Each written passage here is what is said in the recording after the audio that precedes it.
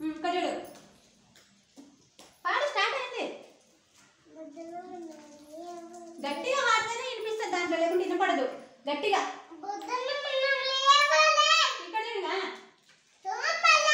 పండ్లని చక్కగా